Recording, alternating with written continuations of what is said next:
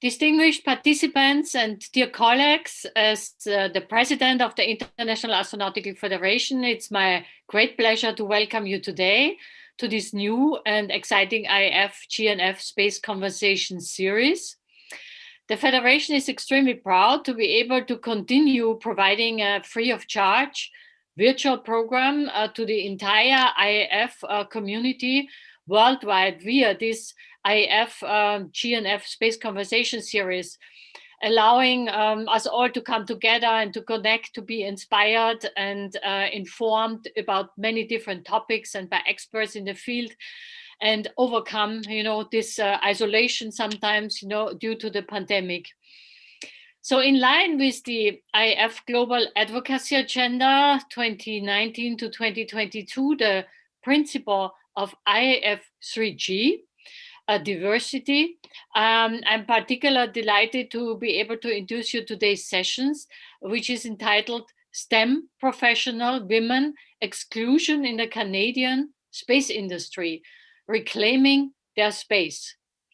So with numerous space activities and technologies emerging around the world, the global space economy is expanding, including new industries, players, and also a lot of investments. And with this novel understanding of space as an increasingly collaborative business across many different sectors and nations, diversity has become an essential ingredient in providing the space industry with new opportunities or to extend existing markets as well as to reach new markets.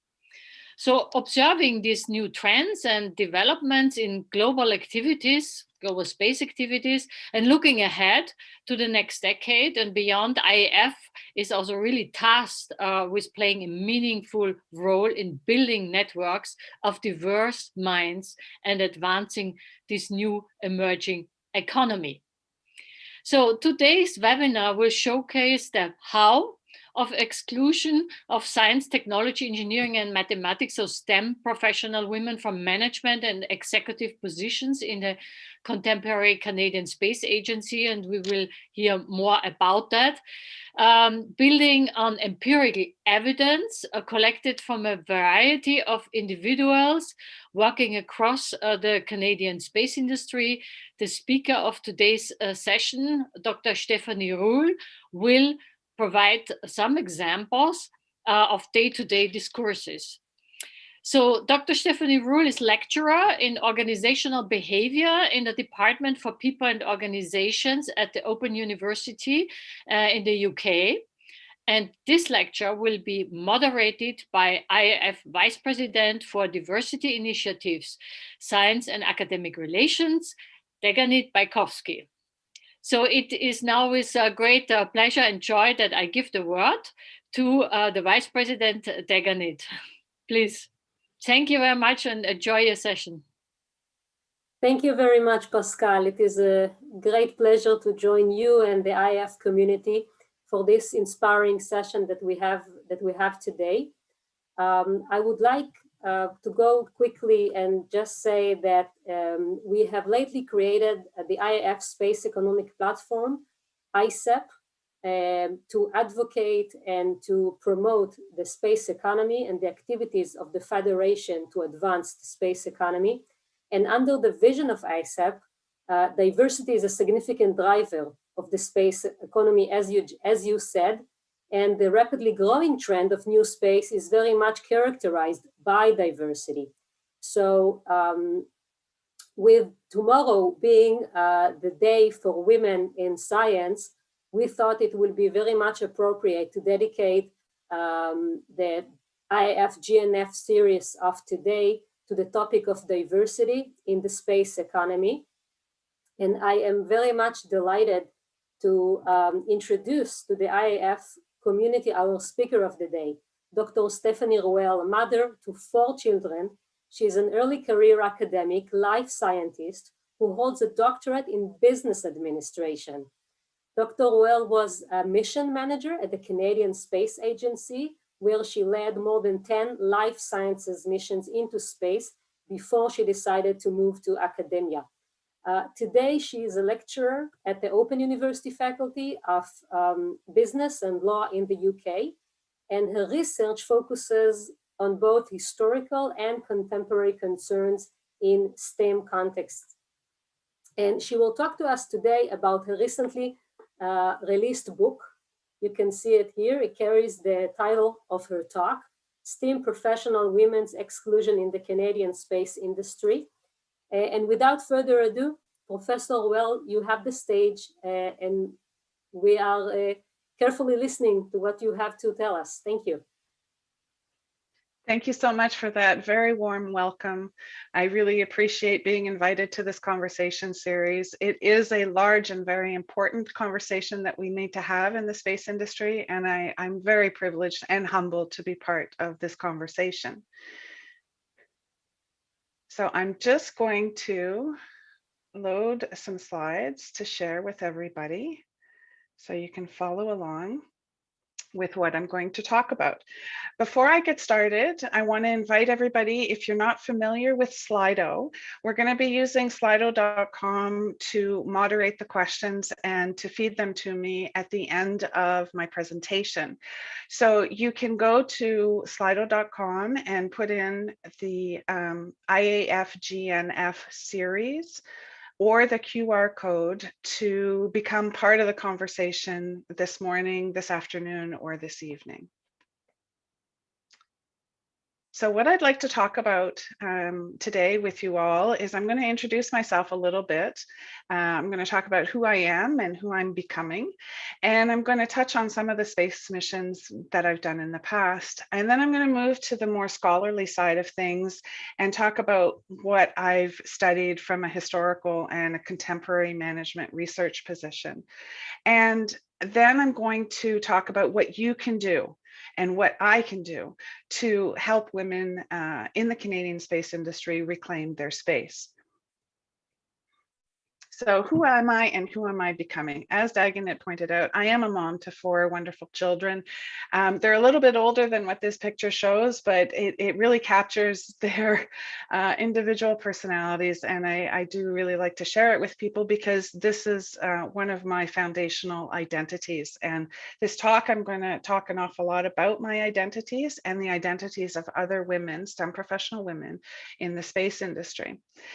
And another important component to my being able to be a mother and a STEM professional is my wonderful partner, Greg, who happens to be a physicist also in the space industry. So you can imagine we have very interesting conversations around the dinner table in our household. I'm also a former life sciences mission manager, and I've had significant inputs from other wonderful individuals in this industry, including one of my mentors, Katie Coleman, a USOS astronaut who really propelled me in my career and in doing science in the International Space Station. I was also affectionately called a space princess by a number of my colleagues as being the only woman at the time mission manager in life sciences.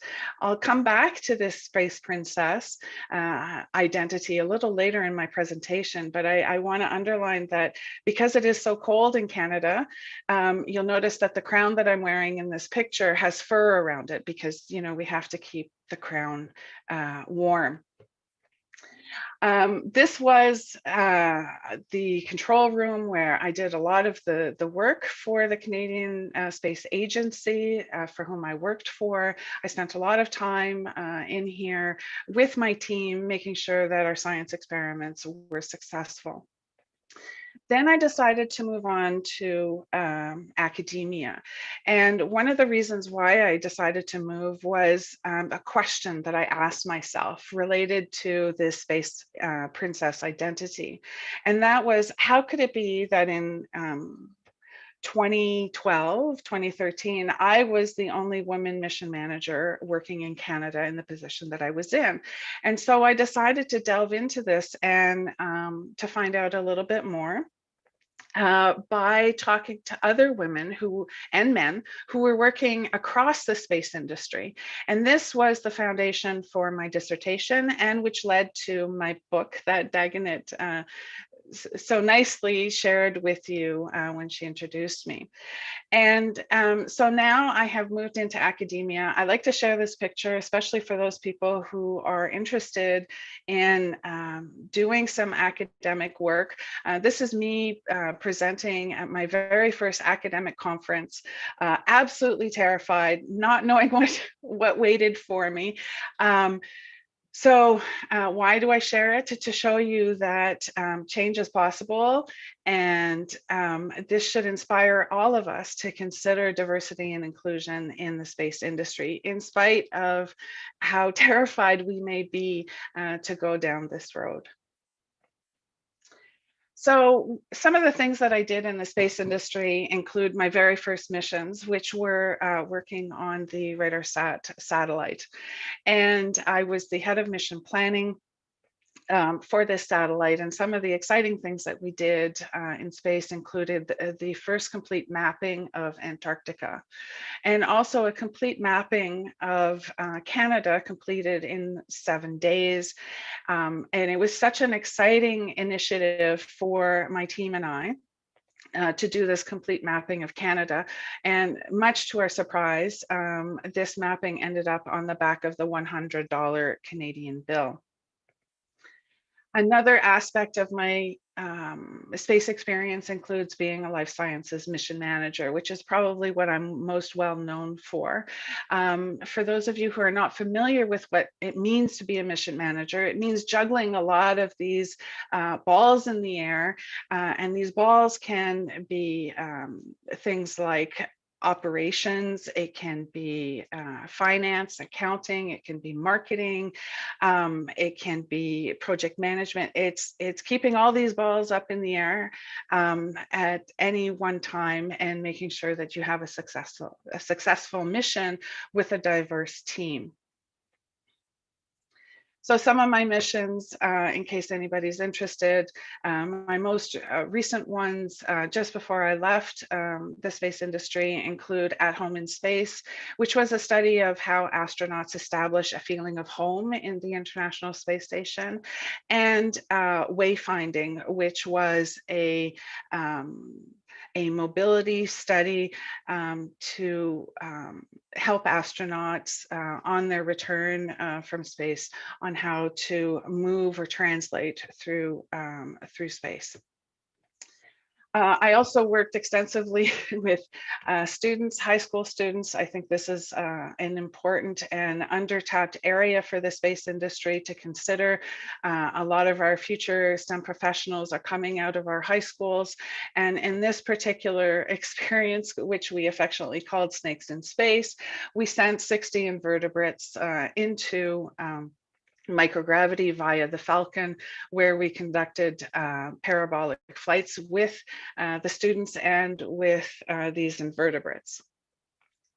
I also led a very successful mission called BUSY, which is Bodies in the Space Environment, where I worked with a number of different cohorts of astronauts on the International Space Station, where we studied visual perception and how they adapt to long-term space missions. All right, so that was me. That's who I was. And this is who I'm becoming now. So moving to the scholarly side of things. So what is it that I study? Well, there's really an important focus in organizations and in scholarly work on governance, policy, legislation that historically has put a stop in theory to discrimination and oppression. So for those who are not familiar with the Canadian system, there's a variety of laws and legislations that are in place. Probably the two most common are the Canada Human Rights Act and the Employment Equity Act led by Judge Abella. There are also different provincial and territorial human rights laws that have been put in place. Now, moving beyond those various legislations and laws, I do take those into account in my research. But what I focus on is the day-to-day social interactions between individuals who work in the North American space industry. And so I focus on diversity and inclusion, with the hope of making a difference to individuals who work in the industry on a day-to-day basis. So what are the things that I look at? Well, predominantly I work with discourses, and you can define discourses as being like myths. So think of the right stuff myth, stories and narratives that seem to permeate across the space industry. I also work with intersectionality scholarship, and this is based on Crenshaw's work, where we look at the complexity of a person and not just one static identity, such as a woman. So when I talk about a complex individual, I take into account their gender, their race, their ethnicity, their sexuality, their sexual preferences, their class, etc. And I also take into account how that complex identity, that mix, that intersection of identities can position that individual to be below another individual.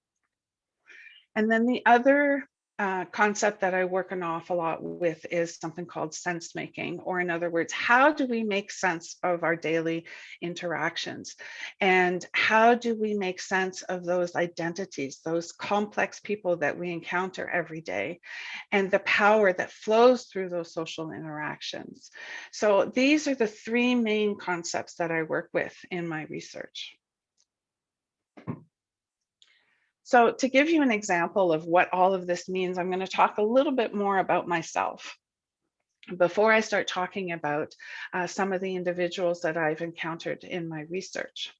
So identity work is very complex, but simply speaking, we can talk in terms of self-identity and social identity.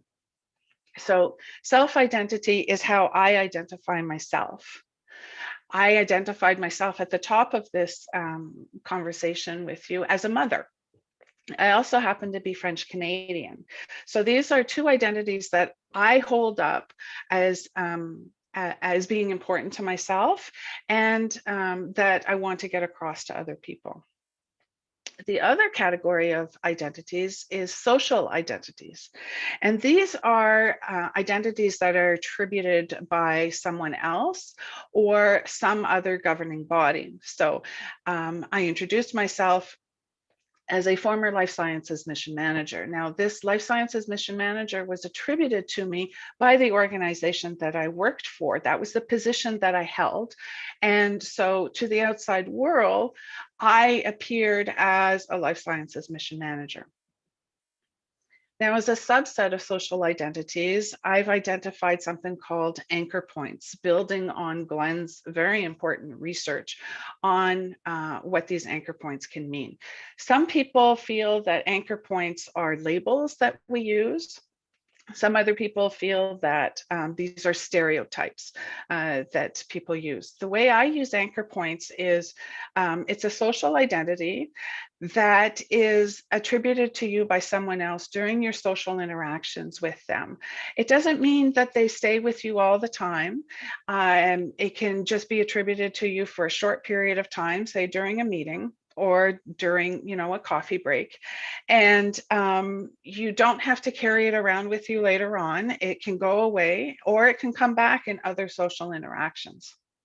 So one example of an anchor point is the Space Princess. As I introduced myself, my colleagues, some of my colleagues would affectionately call me the Space Princess. Another anchor point that I encountered was the arm wrestling one of the guys. So I was at a particularly contentious operational meeting with some colleagues, and as usual, I was the only woman around the table. And we couldn't find a an equitable solution. I'll put it that way. It was very contentious, and tempers were starting to get heated. And so my colleague who was sitting in front of me, who happens to be former military and very much into physical education and keeping himself in shape, leaned over the table, threw up his arm and said, okay, let's arm wrestle, Stefanie. Let's make a decision this way. Now, this anchor point can be seen in a variety of ways, and this is where sense making comes in. Some people would say, well, you've been included. You're part of the dynamic going around the table. This man thought that you were one of the guys, and let's resolve this via an arm wrestle. Some other people would make sense of this in a very different way and say, well, is that the only way that we can resolve differences is through physical force? Another way to interpret this anchor point is that he knew, given his background, that he could physically beat me and win the decision that we were trying to reach by via a microaggression of putting me below him just by physical force. All right, so keep those ideas in mind as I move into my research. So I don't know if you've noticed, but I sure have. There's a growing amount of women who are coming forward, talking about their experiences in the US space industry. So Ms. Hornstein, for example, addressed the 70th IAC in October 2019. And how can we forget Shadowlee's wonderful book about the hidden figures, Katherine Johnson, Dorothy Vaughan, and Mary Jackson, who helped us get into space. My research, what I've looked at is in particular Ruth Bates Harris, who is the first African-American woman who was hired into NASA's senior management in the early 1970s. And in that research, I looked at the complexities of her identities as an African-American woman working in an almost exclusively white environment. I've also taken a look at Pan American Airways Guided Missile Range Division white women and their experiences in the US space industry. This was an archival-based research initiative. And what I found was a lot of these white women were positioned as the wife and, surprise, surprise, as a space princess. And we see this space princess repeating itself even in Canadian space industry influences. So moving from the US to Canada, I saw and I continue to see this reproduction of the hyper-feminine or maternal feminism come through a lot of the discourses, the myths, the stories, the narratives that permeate the Canadian space industry. I also see, similar to the US-based industry, this hyper-masculine portrayal of men, that they were the heroes that were going to save the free world. Now, why is this important? Well, my colleagues and I have been working at reclaiming the space for the Canadian Alouette women. In case you're not familiar with Alouette, it is the first Canadian satellite that was successfully launched into space in 1962. This marked Canada as the third spacefaring nation after the Russians and the Americans. However, in all of the commemorative activities that we found regarding the Alouette launch, so media reports, press releases, formal anniversaries, we see a repetition of a rhetoric of success that centers around the 100 men that were central to the Alouette launch. And we also saw in my contemporary career the reproduction of this rhetoric of success that surrounded these 100 men. And historically, we see, for example, on this plaque that celebrates the silver anniversary of Canada in space, which centers around Alouette 1. It's probably too small for you to count, but I'll tell you there's 105 names on this plaque. And you might be surprised to know that the 5 names that are, I'm highlighting here with these little circles, are the names of women. And unfortunately, these 5 women have been excluded through a variety of discourses and sense making from this rhetoric of success. We seem to focus on the 100 men while ignoring these 5 women and the contributions they made to Alouette One. So our research to uncover and to reclaim the space for these Canadian Alouette women is really to try and write Canadian women back into space histories of the early Cold War. John H. Chapman is often cited as the father of the Canadian space industry, and my talk takes nothing away from him and his important work and all of the men who contributed to the success of Alouette 1 and Alouette 2 and the other satellite missions, including ISIS. What I'm here to share with you is that we cannot forget about the women beyond the space princesses who contributed to the successful design, testing, manufacturing, launch, and operation of this important Canadian satellite in our history. So to date, we have found over 120 women who worked on Alouette 1. We have found more than a dozen STEM professional women, including Mrs. Phyllis Timlick, Miss Doris Jelly, Dr. Louise Hertzberg, Ethel Moore, and Pat Butler. And I'm going to talk to you just briefly about Doris and Dr. Hertzberg because they are so important to the history of Alouette 1. And some of you may just not know that they even exist. Now, Doris is fascinating. We've had the privilege of interviewing her a couple of times. And over the past 2 years, we've established a really nice remote connection with her. She is truly dedicated to sharing the histories that surround Alouette. She is a fascinating individual who really understood her social context. And when I say understood her social context, I'm really framing that within an understanding of she made a lot of important sacrifices in her personal world, in her personal life, to be able to be part of the Canadian space industry. She chose to never marry and had significant partners in her life. Now, frame this within the time that she grew up in the 1940s and 1950s. And this discourse is not that common back then. It's more common now. But for her, this was quite a stand for her to take. She had significant support from her agricultural family to go into the sciences. So she studied math and physics at Queen's University and then at Carleton University. And she would constantly have to ignore teachers' disparaging remarks about science not being for women. If you want to measure her success using, some more academic and some might call it masculine success factors, she published 3 lead author and 1 sole authored paper in the very early 1960s.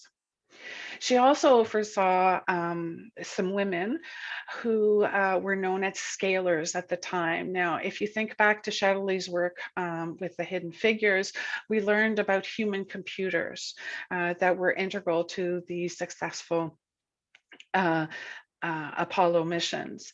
Now, scalers were responsible for things like pulling data from Alouette and making sure that the ionograms were ready to be interpreted by scientists. I had never heard of scalers until this research. I had no idea that this work was conducted by a variety of women. And so this is an important position and experience that has been lost to history. And I hope that my colleagues will do the scalers right by sharing their background in this role.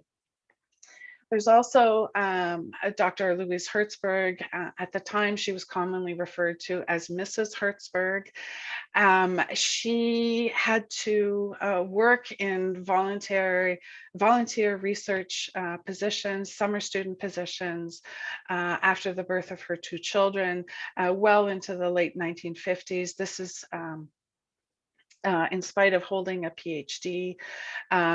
It wasn't until she came to Alouette 1 and started working full-time with the units that were involved with Alouette, that she published widely. She did exciting research in a variety of different areas. And for those who know about Kuhn's work on scientific paradigms, you might be excited to know that Dr. Hertzberg was one of the reviewers for Dr. Kuhn's work.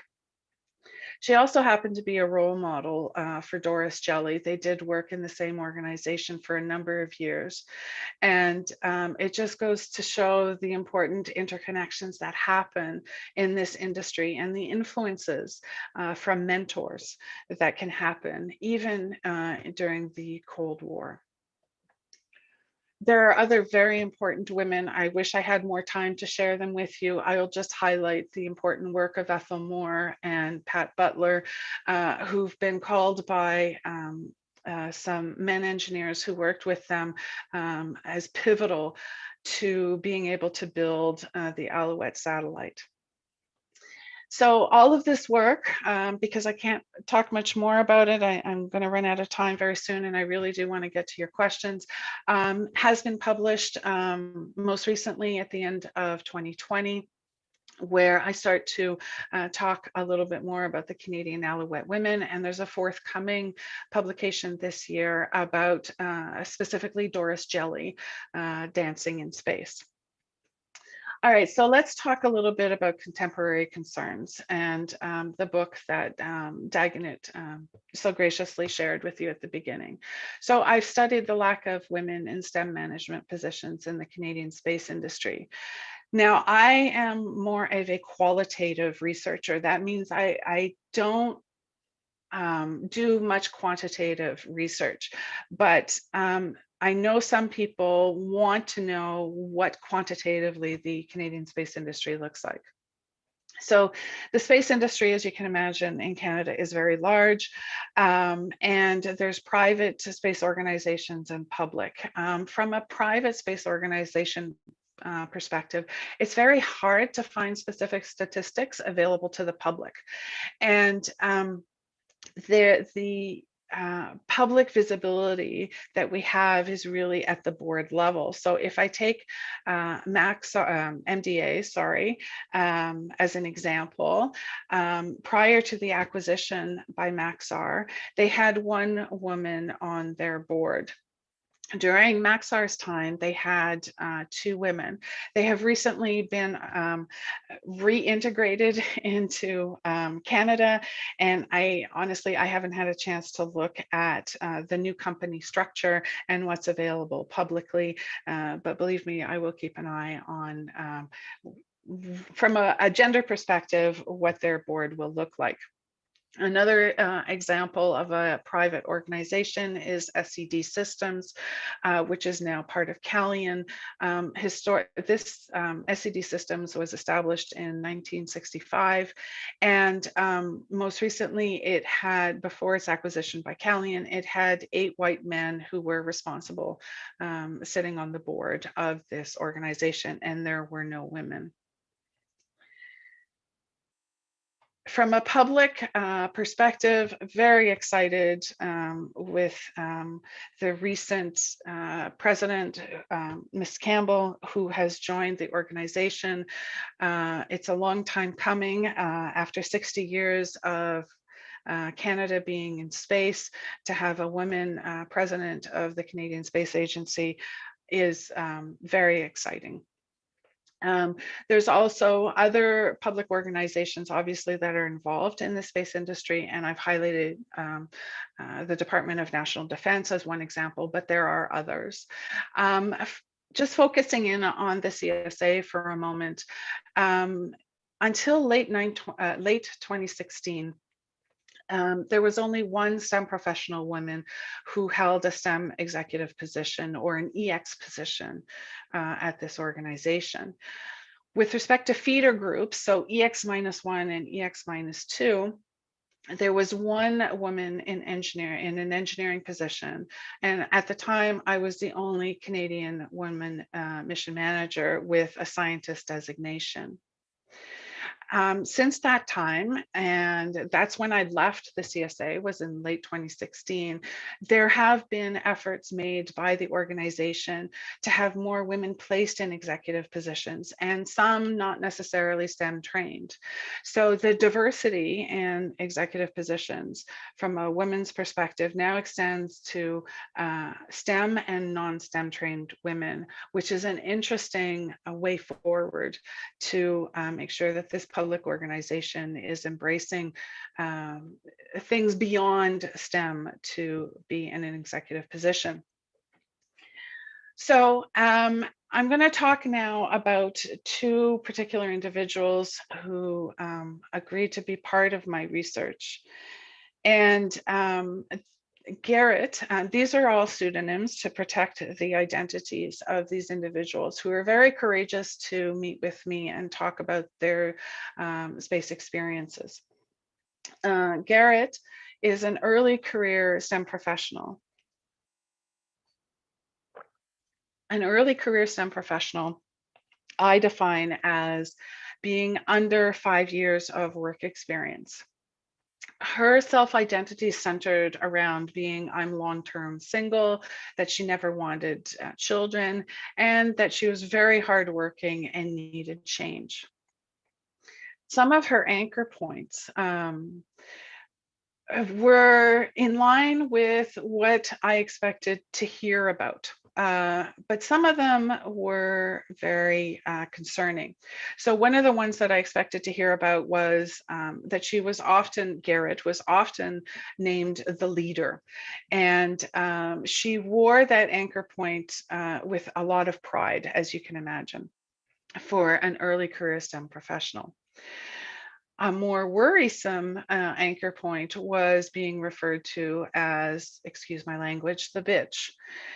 And she, rightfully so, very much struggled with this anchor point, and learning how to navigate being the leader versus the bitch in her technical work was a significant challenge for her. She also very much resisted the females are more serious anchor point. She had been told that the reason why she was hired into the position that she had was because basically women are more serious. And when I say she resisted this, she really wanted to move away from her gender defining what makes her serious. She wanted to be taken seriously because, well, one, she has a PhD, and she built her own payload for her dissertation thesis, and had, extensive academic experience and technical experience that should carry the day, and not just her gender.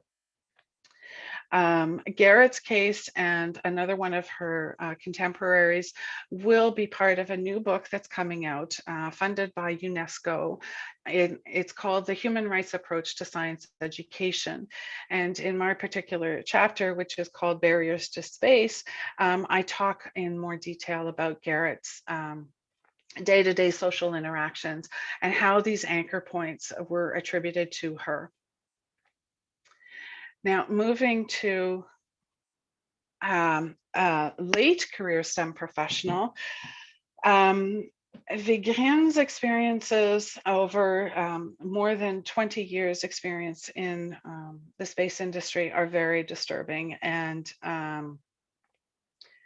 are possibly a shock to many individuals who are not familiar with these types of day-to-day social interactions. She strongly self-identified as being a partner with her spouse. She also strongly identified as a mother. And unfortunately, she also recognized that she was defeated. And she was defeated by the social interactions in the space organization that she worked for. So some of her anchor points that were attributed to her were very disturbing. And I have to say that when I think about the interview with her, it went on for over 3 hours. The tape recorder had to be turned on and off multiple times. We both got very emotional with the stories that she was sharing with me. One in particular is when she was told by one of her managers, "How can we count on you? You're a woman, you have kids." Now, this is in spite of her having extensive experience and proving her operational worthiness in a technical area. But her manager felt that he could not count on her because simply she was a woman, because she had children. She also felt defeated by the fact that she had never done a PhD, although she always wanted to. She had been dissuaded from doing a PhD because the individual who attributed this anchor point to her felt that she was an old woman and that it would be worthless for her to have a PhD, that it would change nothing for her.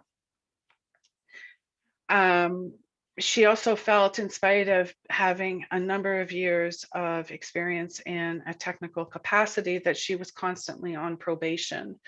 And I've shared a little story at the top of the slide here to talk to how that on probation has affected her.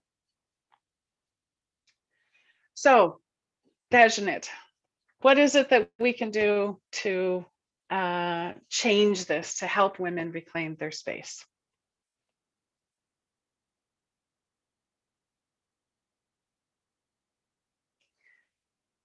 So one of the things that I focus on is micropolitical resistances. And the idea with micropolitical resistances is that they are generated reflexively. So in other words, you take the time to think about how you're going to react to the attribution of an anchor point. You don't have to react right away. And I think this is important given the context that a lot of STEM professional women work in. And when you break this out over early career, mid-career, and late career STEM professionals, the reaction can be very different. So early career STEM professionals, we need to create awareness with respect to these anchor points and how they're attributed. For mid-career STEM professional women, there's an awareness that is starting to appear with these anchor points. And so they need help navigating this awareness and unawareness. And through taking the time to think through an anchor point that's been attributed, not necessarily on the spot, this awareness will lead to a more positive work environment. Late career STEM professional women, unfortunately, a very hard position to be in. The women that I've interviewed have been horribly affected by some really nasty anchor points, and they really need our support to untangle the damage that has been done. So I'm going to close with some thoughts for you that yes, indeed, we need legislation. We need those rules to undo discrimination. But we also need to be aware of the day-to-day social interactions to be able to address systemic discrimination and those microaggressions that happen. We need to act individually and collectively to undo these discourses that position someone above another. Women and complex women, we deal with an awful lot of these microaggressions and systemic discrimination. And some of us are frankly very tired by it. And so that's why I'm inviting everybody to collectively step forward to contribute to creating opportunities to transform these social orders, to embrace the option of micro-political resistance, and to move away from women's souls' responsibility in the face of discrimination, and to include men's responsibilities above and beyond an exercise in blame. And with that, I thank you very much, and I'm very excited to answer your questions. Thank you. Thank you very much, Dr. Ruel. This was an eye-opening talk by you. And just by looking at the Q&As and the questions that we are getting, I think our audience feels the same. I will just share some of the questions. Unfortunately, we don't have time to share all the questions, but just I would just like to point out to a question from Fran. As a young female researcher, I already had plenty of bad experiences, both being stereotyped and punished. Oh, where did that go? And punished for speaking out. Are things really getting better? And I will combine Fran's question with another question that we got, is whether or not you think that by the end of this decade, things will improve. So thank you for those wonderful and thoughtful questions. Wonderful in the sense that you're sharing your experiences and the pain. It takes an awful lot of courage to step forward and share those experiences. The work that I'm trying to accomplish in academia is trying to create this awareness with regard to these microaggressions, with regard to systemic discrimination. I think by creating awareness first, it leads us down a path of opportunity to make a change. And in my closing, I said that we need to collectively address this, and I can't stress this enough. Complex women have been navigating these challenges on their own for a number of years, and frankly, we're tired. And we do, at least the women that I interviewed are tired. They are defeated, and they need the support of individuals to collectively undo systemic discrimination in these organizations. As to whether this will be fixed by the end of this decade, oh, I really hope so. I'm a bit of an idealist in that way. 60 years in the Canadian space industry, we've done some amazing things in space. How about we start doing something really amazing in the next decade and do away with systemic discriminatory practices in space organizations? How about that as a goal for the next 10 years? I join you on that, and I would like to also tell you that some people in the audience ask for you to share your contact information because they were very inspirational, thought that your talk was very inspirational and very relevant for them, and I assume they want to make contact with you. So maybe on our website we can later on share your email or whatever you will be willing to share with us. And second, if we'll go ahead with the goal for the next decade, what do you think the role of men and the role of women in working towards realizing this goal? Do they have the same roles or different roles? So working collectively it does not imply that we all have to have the same role. The whole idea of diversity and inclusion is to build on diversity, to build on the different ways that we approach a problem. So I invite women to take that reflexive time to think about those anchor points, those labels, those stereotypes that they deal with. And if they want, they can speak up at a later time. They don't have to feel a need to address that need right on the spot. Why am I emphasizing that? Because a lot of women find it that they're navigating between a technical environment and a diversity and inclusion environment. And it's hard to switch gears, especially in a meeting sense, to call somebody out for a microaggression when you haven't had time to process that information. And this goes into, organizational behavior and how we deal with different life events. Men, on the other hand, have not had, especially white men, have not had to deal with as many microaggressions or systemic discriminatory practices as complex women have. And so they also have a right, obviously, to use political resistance to reflexively think about things, but they can also speak up and ask a colleague, and I'll go back to my arm wrestling example. Why would you challenge Stefanie to an arm wrestle to resolve a contentious issue? Somebody around that table could have spoken up on my behalf and asked a simple question: why do you want to go down a physical route? And try to redirect the altercation between my colleague to say, let's try and think of another way to resolve this contentious issue. So very different roles. And I think that is all part of the conversation.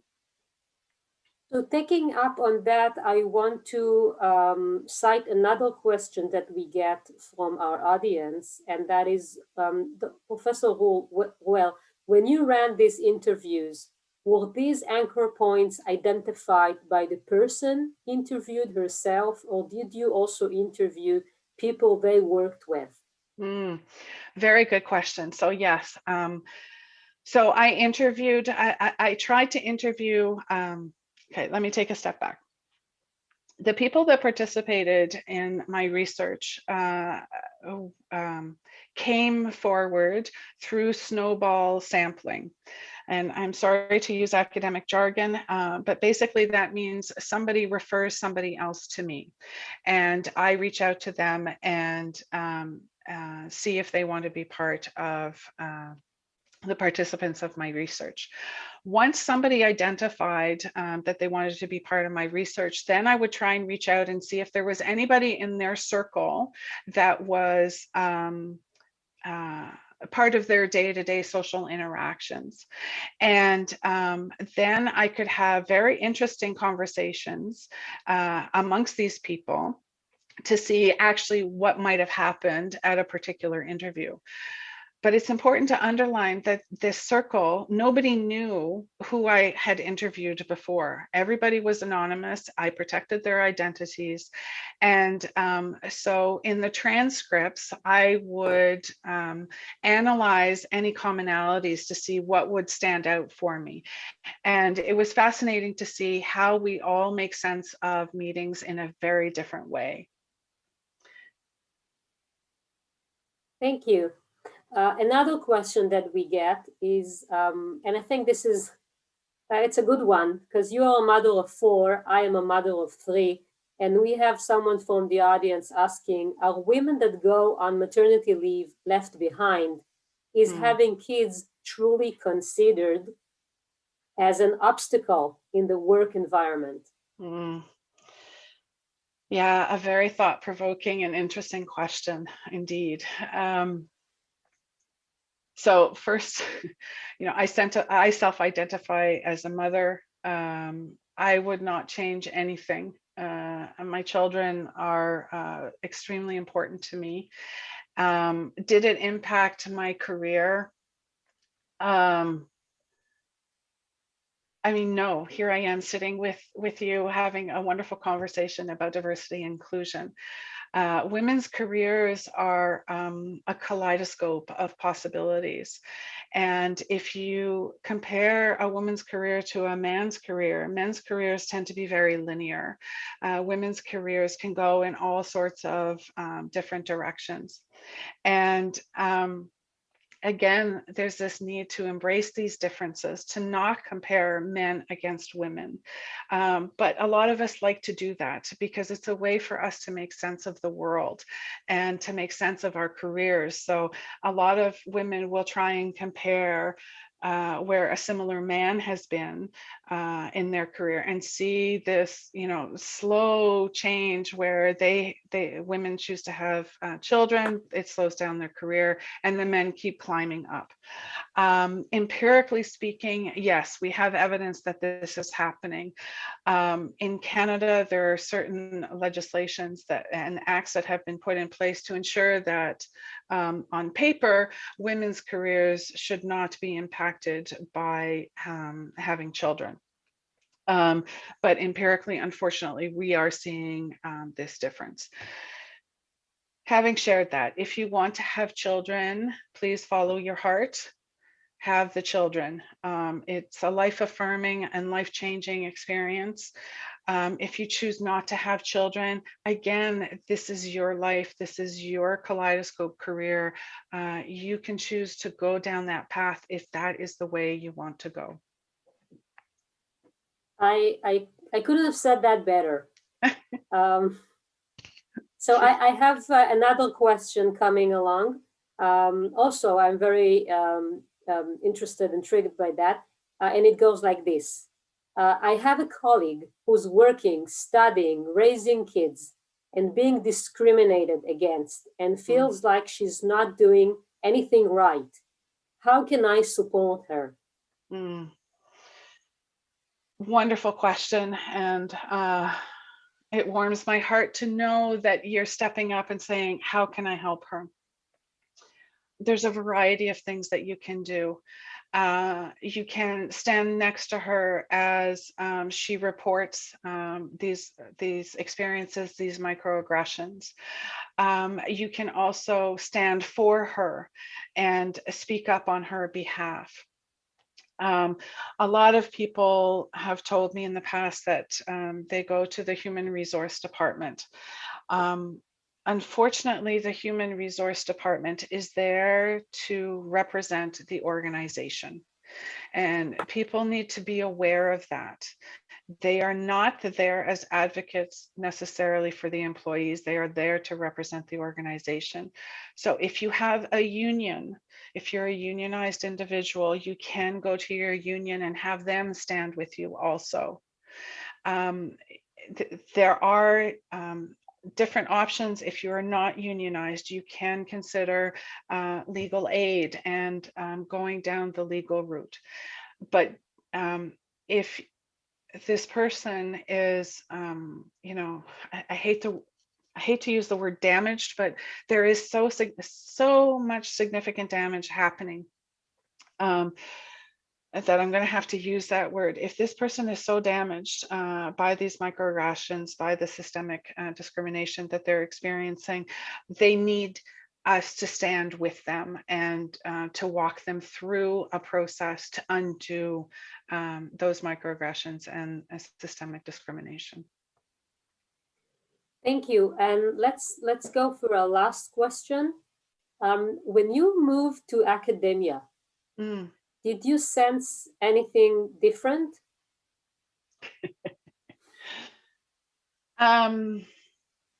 Did I sense anything different? I mean, it's a different context. It's a different type of organization. I'll say that the organization that I'm in right now, the Open University, is indeed very open to differences and inclusion. And I am extremely well supported by the head of my department, Joe Brewis, and by the executive dean. I've been welcomed with open arms, and talking about my research is very nerve-wracking for me. It does take an awful lot of courage on my part to talk about my own personal experiences in this industry, and I feel that I have the support at the Open University to share these experiences to make a difference for other complex women who want to work in this industry and who are currently working in this industry. So is there a difference? I would have to say yes. Right now, sitting in the chair that I'm sitting in, yes, it's a significant difference. However, I know that there are some academics out there that are very much struggling because their organization is not supporting them. And I'm going to call out Leicester University. I am part of the collective that is very concerned about critical scholars there and the microaggressions that they're undergoing right now. So not every organization is the same. That's the message I'm trying to get across. You have to learn, unfortunately, still today, to navigate microaggressions and systemic discrimination, regardless of the context you're in. That is part of the responsibility of complex women in the working world, unfortunately. Professor Ruel, we could talk and talk more, and but this is it, and we come to an end. I would like to thank you and thank the audience for joining us for this eye-opening session, especially at the time that we are in with the COVID, which puts a lot of pressure, especially on women working from home and trying to juggle all their missions. But let's close this by being more optimistic than pessimistic and look for a better future. So I would like to thank you and thank our president and also our team facilitating this IAF GNF sessions. Thank you all, and see you at the next session in 2 weeks. Goodbye. Thank you.